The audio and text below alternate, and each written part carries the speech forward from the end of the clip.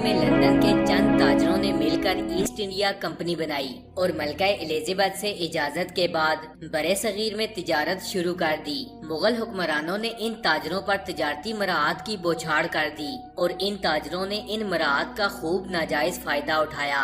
कुछ वक्त गुजरने के बाद इन्हीं ताजरों ने बरे सगीर के मुख्तलिफ हिस्सों पर आहिस्ता आहिस्ता कब्जा करना शुरू कर दिया।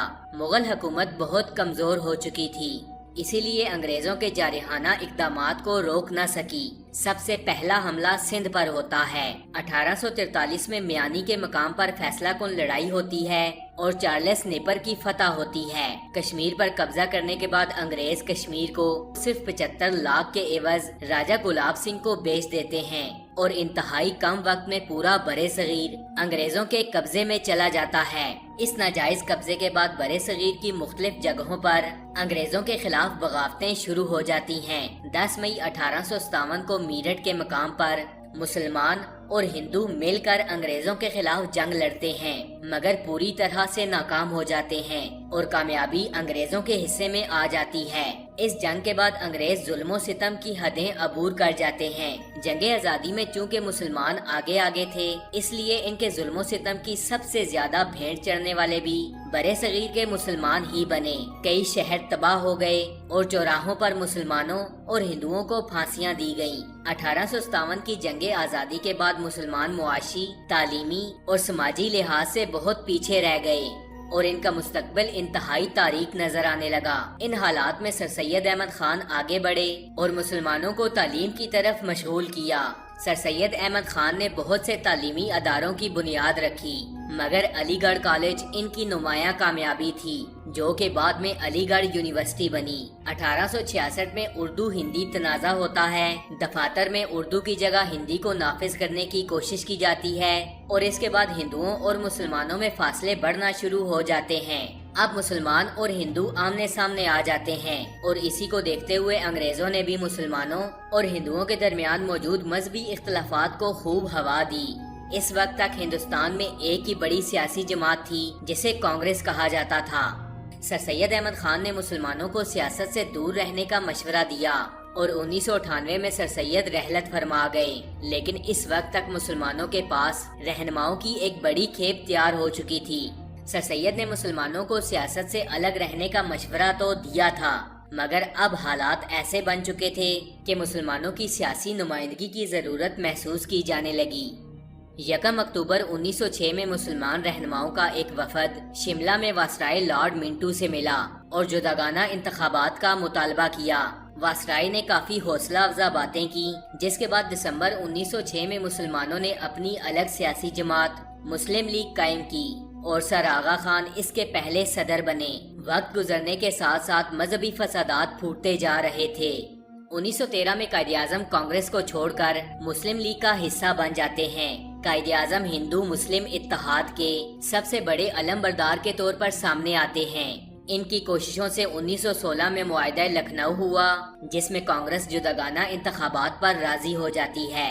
इसी दौरान जंगे अजीम अव्वल भी चल रही थी। जंगे अजीम अव्वल के इख्तिताम पर तुर्की को इंतहाई बुरी तरह शिकस्त का सामना करना पड़ता है। 1919 में बरे सगीर के मुसलमान खिलाफत और मुकामाते मुकद्दसा की हिफाजत के लिए तहरीके खिलाफत शुरू कर देते हैं और देखते ही देखते ये बरे सगीर की सबसे बड़ी तहरीक बन जाती है। गांधी इस तहरीक में मुसलमानों का साथ देते हैं, मगर बाद में अचानक इस तहरीक से अलग हो जाते हैं।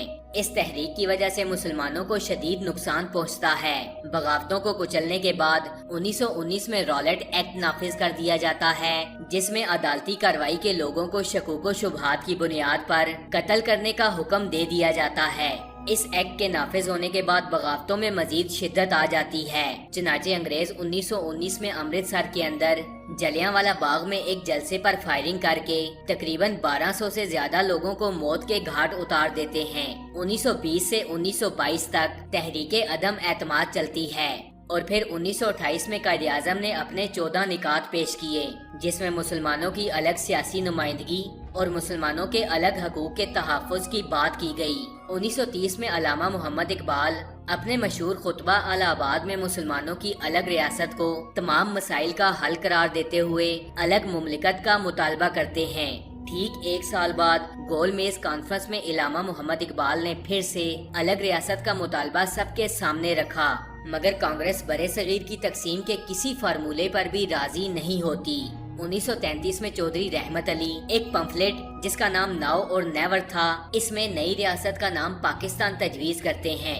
जब अलग रियासत का कोई भी हल निकलता नजर नहीं आया तो कायदे आजम मायूस होकर लंदन चले जाते हैं और फिर अलामा मोहम्मद इकबाल की दरख्वास्त पर 1934 में वापस आते हैं और फिर अपनी सारी जिंदगी मुसलमानों की आज़ादी के लिए वक्फ कर देते हैं।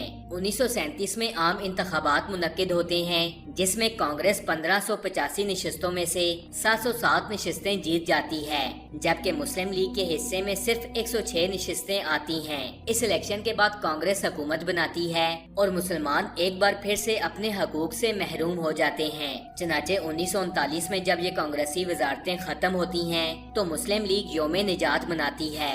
1940 में मुस्लिम लीग का इजलास लाहौर के अंदर मुनक्किद होता है, जिसमें मौलवी फजलुल हक करारदादे पाकिस्तान पेश करते हैं जो मुतफिका तौर पर मंजूर कर ली जाती है। इस इजलास में कायदे आज़म अपने खुतबा सदारत में कहते हैं कि 500 साल इकट्ठा रहने के बावजूद भी हिंदू और मुस्लिम कभी इकट्ठे नहीं हो सके। हिंदू और मुस्लिम दो अलग अलग कौमें हैं और यहीं से दो कौमी नजरिए की बुनियाद रखी गई। इसके बाद पाकिस्तान का मुतालबा जोर पकड़ना शुरू कर देता है और तहरीके पाकिस्तान उरूज पर पहुंच जाती है। मुसलमान अलग वतन के मुतालबे के लिए मुख्तलिफ किस्म की तहरीकों का आगाज कर देते हैं, मगर हिंदू और सिख तकसीम की शदीद मुखालफत करते हैं। इसी दौरान मजहबी फसादात उरूज पर पहुंच जाते हैं और 1200 साल इकट्ठे रहने वाले लोग एक दूसरे के गले काटना शुरू कर देते हैं। 1942 में क्रिप्स मिशन बरे सगीर आता है, मगर गांधी और कायदे आज़म दोनों इस मिशन की तजवीज को मुकम्मल तौर पर मुस्तरद कर देते हैं। 1944 में एक माकूलियत पसंद कांग्रेसी रहनुमा राजगोपाल आचारी मुसलमानों के अलग वतन के मुतालबे को तस्लीम कर लेते हैं।